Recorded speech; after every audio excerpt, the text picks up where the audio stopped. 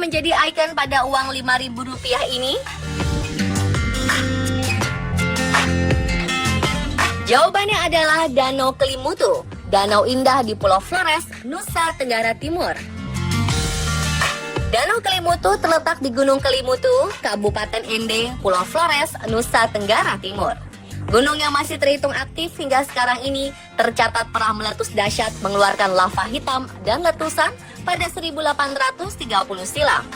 Tahun 1869 hingga 1870, letusannya disertai aliran lahar dan letusan terakhir terjadi pada 1968.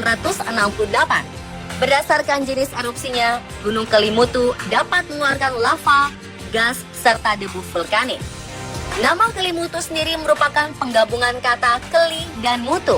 Keli berarti gunung, sedangkan mutu berarti mendidih. Arti nama ini menandakan jika gunung dapat melahirkan kekuatan yang sangat dahsyat saat terjadi ledakan.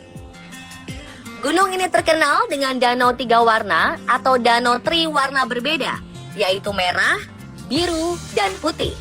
Tetapi uniknya, warna-warna ini selalu berubah seiring dengan perjalanan waktu. Lalu apa yang membuat danau Kelimutu ini dapat berubah warna tanpa waktu yang pasti? Benarkah mitos tentang danau ini saat perubahan warna terjadi berkaitan dengan bencana alam dan sebagainya? Lalu benarkah danau ini banyak menyimpan cerita misteri?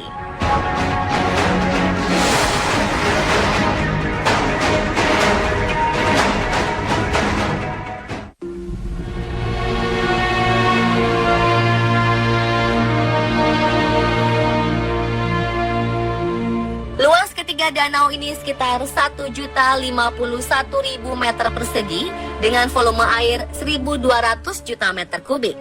Batas antar danau adalah dinding batu sempit yang mudah longsor. Dinding ini sangat terjal, mencapai kemiringan 70 derajat dengan ketinggian dinding danau berkisar antara 50 sampai 150 meter.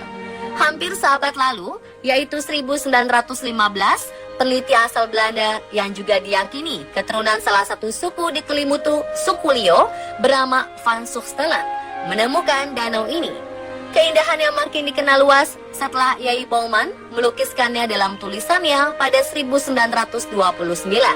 Sejak saat itu, banyak wisatawan yang datang mengunjungi danau ini.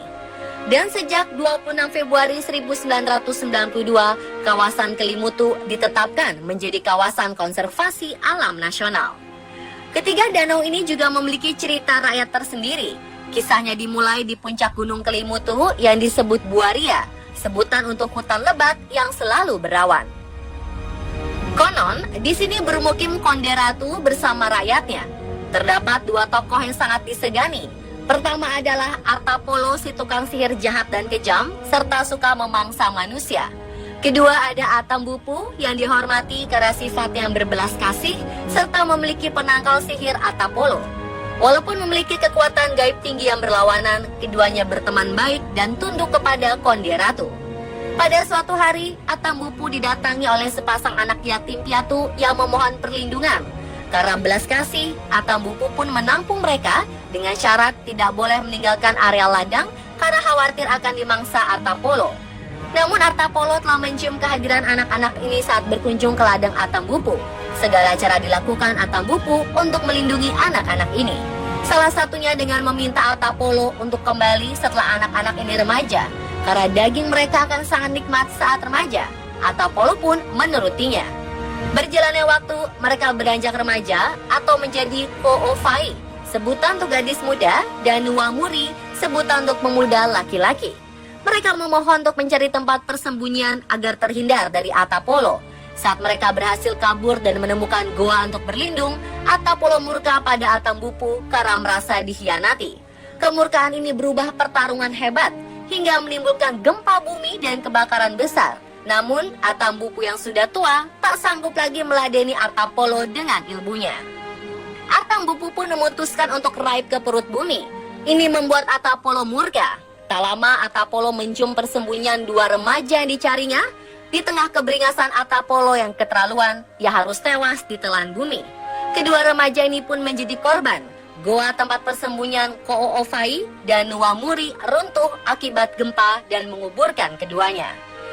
Beberapa saat setelah kejadian di tempat Atambupu raib ke perut bumi, timbul danau berwarna biru. Di tempat Atapolo tewas, terbentuk danau berwarna merah darah yang selalu bergolak. Sedangkan di tempat persembunyian Ko'ofai dan Nuwamuri terbentuk danau dengan warna air hijau.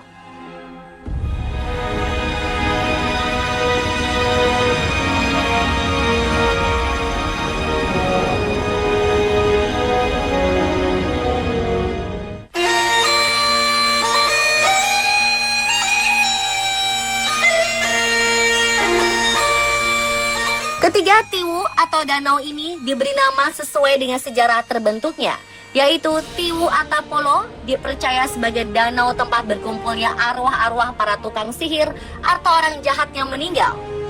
Tiwu Nuwamuri Ko'ofai dipercaya sebagai danau tempat berkumpulnya arwah muda-mudi yang meninggal. Dan Tiwu Atambupu dipercaya sebagai danau tempat berkumpulnya arwah-arwah para tetua yang sudah meninggal. Hingga kini masyarakat percaya bahwa siapapun yang meninggal, maka rohnya akan berkumpul di tiga danau ini. Sesuai kepercayaan penduduk setempat, saat danau ini berubah warna, maka mereka harus melakukan tradisi berupa pemberian sesajen bagi arwah-arwah yang telah meninggal. Biasanya akan diadakan festival Patika, dalam bahasa setempat berarti makan. Prosesi Patika dilaksanakan di lapangan yang berada sebelum Tugu Puncak Kelimutu. Prosesi diawali dengan tarian adat yaitu tari gawi yang dipimpin oleh ketua adat setempat. Dilanjutkan dengan prosesi peletakan sesajen untuk leluhur.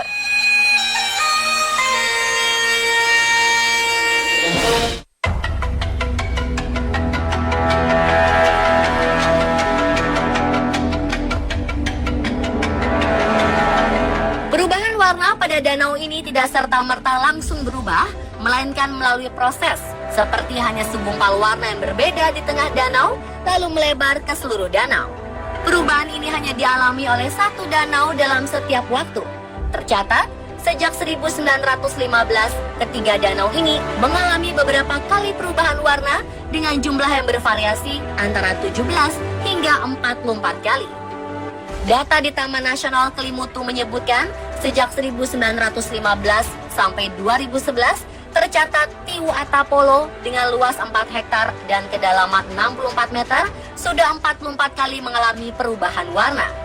Tiwu Nuwamuri Ko'ofai yang memiliki luas 5,5 hektar dengan kedalaman 127 meter mengalami perubahan warna sebanyak 25 kali. Sementara Tiwu Atambupu dengan luas 4,5 hektar dan kedalaman 67 meter mengalami 16 kali perubahan warna. Berikut rincian perubahan warna danau berdasarkan tahun.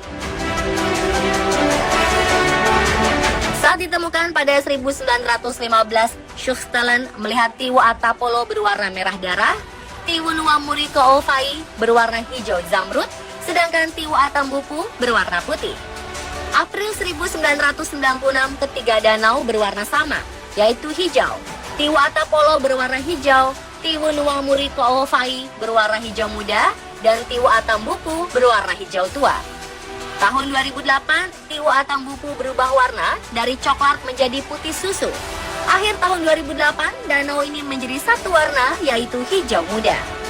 Pertengahan Juli 2010, Tiwu Nuwamuri Ko'ofai berwarna hijau muda kebiruan, Tiwu Atapolo berwarna hijau, Tiwu Atambupu berwarna hijau lumut kehitaman. 2013, Tiwu Nuwamuri Ko'ofai berubah warna dari merah hati menjadi hijau muda hingga saat ini. Agustus 2014, air danau Tiwu Atapolo berubah menjadi warna hitam. Setahun kemudian, Agustus 2015, warna air Tiwu Atapolo berubah menjadi warna hijau toska. April 2016, Tiwu Atapolo berubah warna dari hijau tua menjadi merah tua. Sementara Tiwu Nuwamuri Ko'ofai dan Atambupu tetap hijau dan putih susu. September 2016, saat tim on the spot berkesempatan mengunjungi Danau Kelimutu, Tiwu Atapolo baru saja mengalami perubahan dari hijau lumut menjadi hijau toska. Tiwu Nuwamuri Ko'ofai masih dengan warna hijau muda, sedangkan Tiwu Atambupu berubah dari putih menjadi hijau tua. Dr. Gregory Pasternak dari University of California dalam penelitiannya pada 1992 yang dipublikasikan di Taman Nasional Kelimutu menyebutkan oksigen adalah penentu paling penting dari perubahan warna danau. Ketika air danau kekurangan oksigen, maka air terlihat hijau. Sementara ketika air kaya akan kandungan oksigen, akan terlihat merah tua dan hitam. Selain itu, gas alami lain dan juga mineral memainkan peran subordinasi juga seperti sulfur. Dengan perubahan aktivitas vulkanik oksigen dan gas lainnya, aliran berbeda dan warna air bisa berubah. Tiwa Atapolo adalah perantara kawah asam garam yang sering mengalami perubahan warna yang mungkin akibat dari perubahan oksidasi air danau. Tiwunua Koofai adalah kawah air dingin asam garam yang mengandung senyawa sulfur yang eksotik, sedangkan Tiwa Atambupu adalah kawah asam sulfat. Tiwa Atambupu berwarna hijau tua karena diduga merupakan refleksi warna tumbuh-tumbuhan cemara gunung yang banyak ditemukan di sekitar bibir kawah. Di saat tertentu, warna akan berubah menjadi coklat kemerahan, sebagaimana warna daun kering cemara gunung yang mengapung di permukaan kawah.